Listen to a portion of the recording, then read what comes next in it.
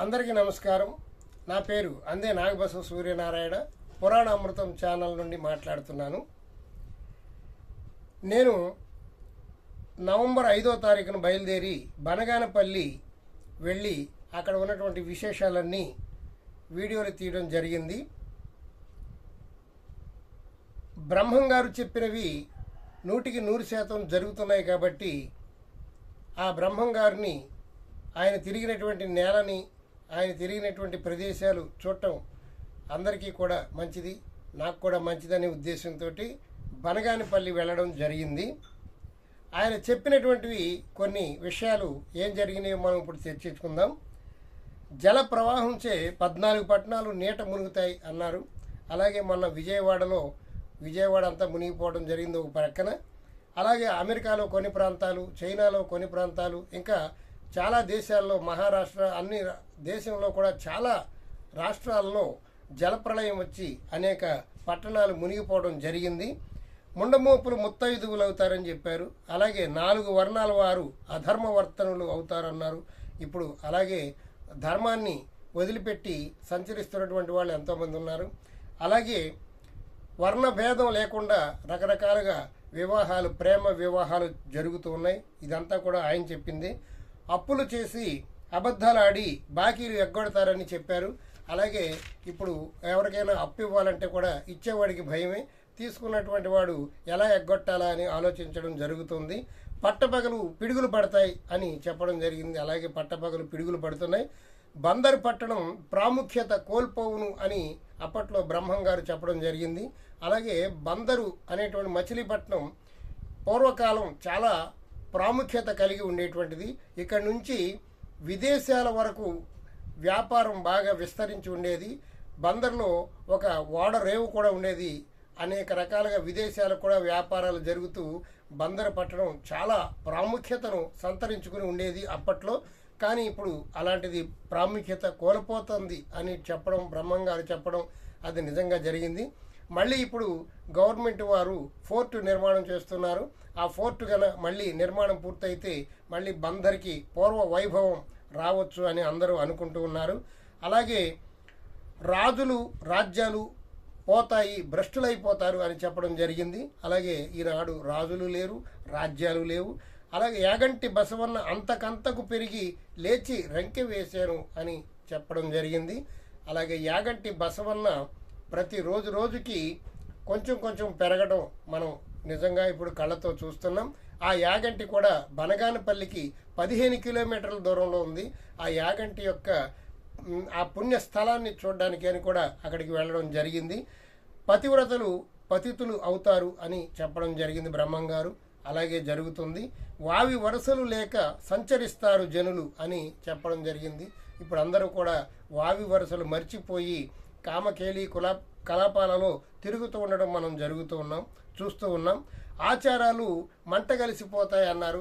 అలాగే ఆచారాలన్నీ కూడా మంట కలుస్తూ ఉన్నాయి. 6 మతాలు 3 మతాలు అవుతాయి అని చెప్పడం జరిగింది. అలాగే స్త్రీలు భర్తలను శాసిస్తారు అని చెప్పడం జరిగింది. పూర్వకాలం భర్తలు భార్యల్ని శాసించేవారు, భర్త చెప్పినట్లుగానే భార్యలు వినేవాళ్ళు. కానీ ఇప్పుడు అది రివర్స్ అయిపోయింది. భార్యలు చెప్పినట్టుగానే భర్తలు వినడం జరుగుతోంది. ఢిల్లీ ప్రభువు అంతరించిపోవును అన్నారు. అలాగే ఢిల్లీలో ఉన్నటువంటి ప్రభువులు ఎవరు లేరు ఇప్పుడు. అనేక రకాల వ్యాధులతో జనులు సతమతం అవుతారు అని బ్రహ్మంగారు చెప్పడం జరిగింది. అలాగే అనేక రకాల వ్యాధులతో ప్రజలందరూ కూడా చాలా సతమతం అవుతూ ఉన్నారు.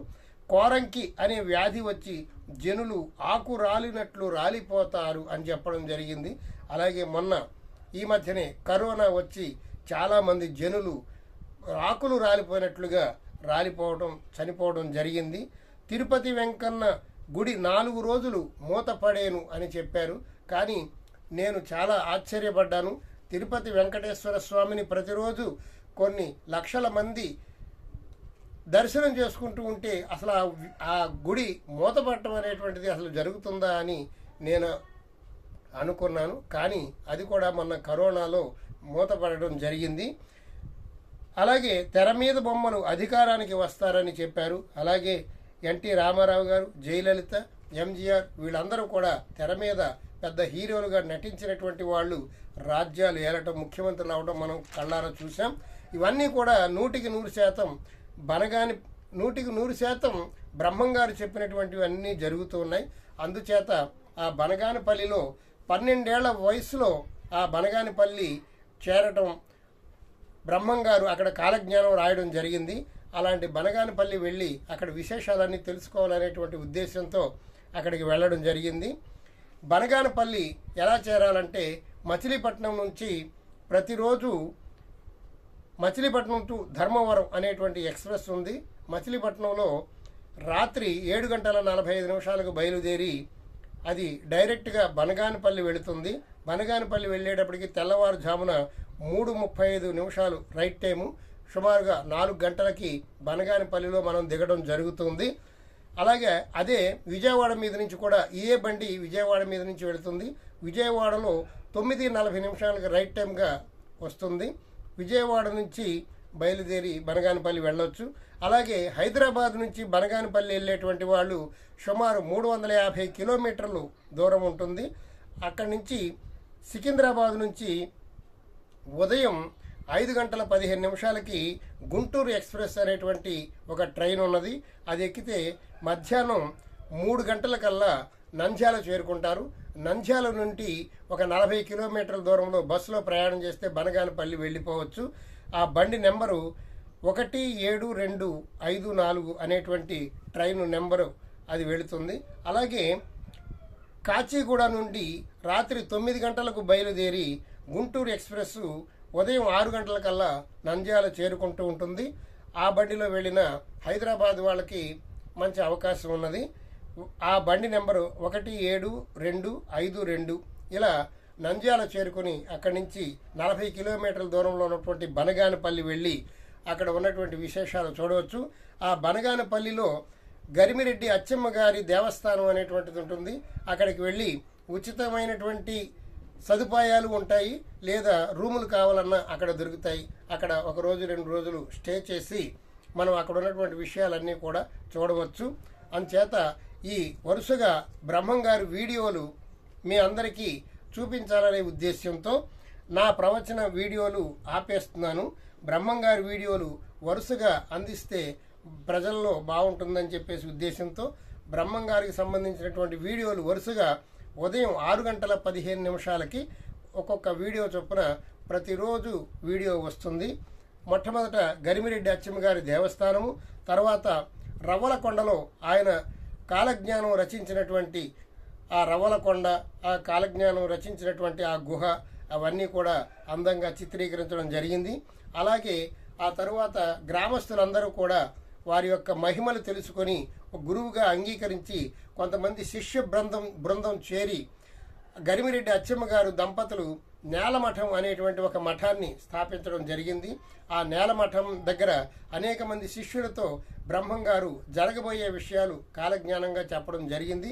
అలాగే బ్రహ్మంగారు రచించినటువంటి కాలజ్ఞాన పత్రాలన్నింటినీ కూడా అవి జనాలందరికీ తెలిస్తే అవి తెలుసుకున్నటువంటి వారందరూ విపరీతాలకు గురి అయ్యి అనేక ప్రమాదాలు జరుగుతాయని గ్రహించి ఆ బ్రహ్మంగారు రచించినటువంటి కాలజ్ఞాన పత్రాలన్నింటినీ కూడా తాటి ఆకుల మీద రచించినటువంటి తాళపత్ర గ్రంథాలన్నీ కూడా గరిమిరెడ్డి అచ్చమ్మ గారి యొక్క స్థలంలో భూమి పూజ చేసి అక్కడ భూస్థాపితం చేసి అక్కడ ఒక చింత చెట్టు నాటడం జరిగింది.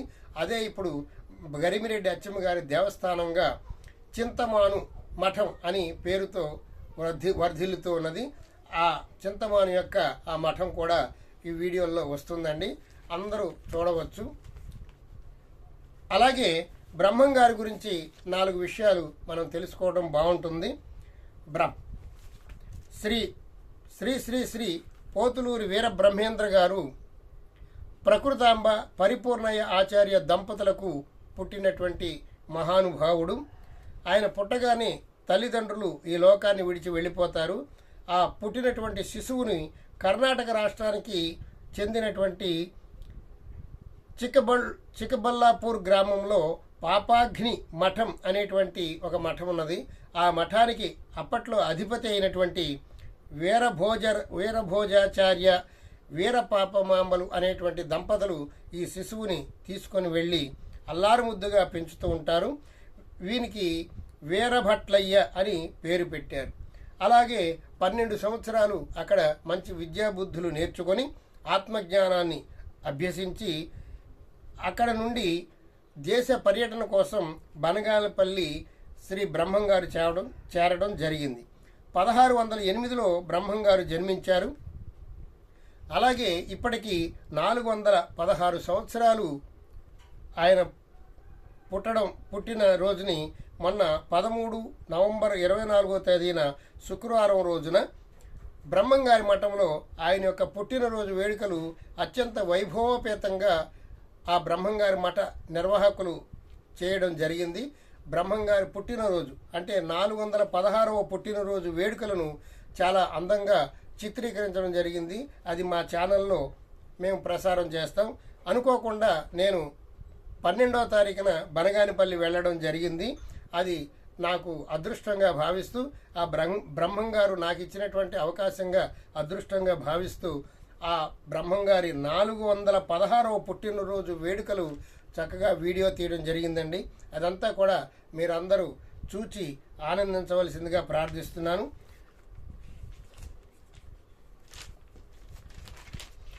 అలాగే బ్రహ్మంగారు 12 సంవత్సరాల తర్వాత దేశ పర్యటన కోసం బయలుదేరుతూ బనగానపల్లి చేరి అక్కడ గరిమిరెడ్డి అచ్చమ్మ గారు అనేటువంటి ఆమె దగ్గర గోవుల కాపరిగా చేరారు.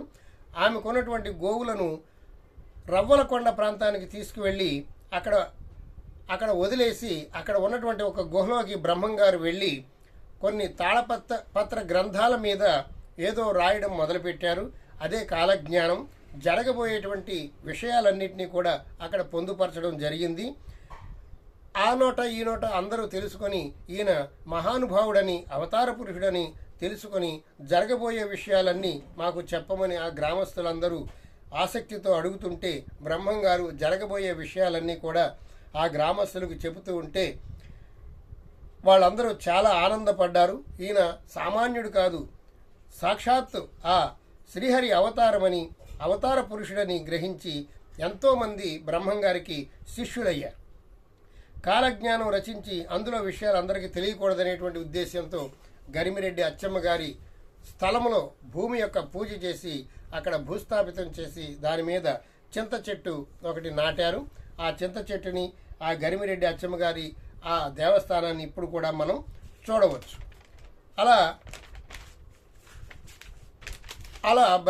అలా బ్రహ్మంగారు అక్కడి నుంచి శిష్యులతో చెప్పి నాకు దేశ పర్యటనకు కాలం ఆసన్నమైనది, నేను వేరే చోటకు వెళ్ళాలని కోరగా ఆ బనగానపల్లిలో ఉన్నటువంటి శిష్య బృందం అందరూ కూడా చాలా నిరాకరించారు. స్వామి మీరు వెళితే మేము ఎలా జీవించాలి అని బ్రతిమాలితే అప్పుడు నేలమఠం అనే చోట బ్రహ్మంగారు వారి యొక్క ఆత్మలింగాన్ని అక్కడ ప్రతిష్ఠించి నేను ఇక్కడ ఉన్నట్లుగా మీరు భావించి పూజలు పురస్కారాలు చేసుకోండి అని చెప్పేసి అక్కడి నుండి బయలుదేరి కంది మల్లయ్యపల్లి అనేటువంటి ఇప్పుడు ప్రస్తుతం బ్రహ్మంగారి మఠం అని పిలువబడుతున్నటువంటి అక్కడికి వెళ్ళటం, గోవిందమాంబ గారిని పెళ్లి చేసుకోవటం, 5 పుత్రులు కనడం, ఇవంతా కూడా బ్రహ్మంగారు అక్కడ ఉండడం జరిగింది.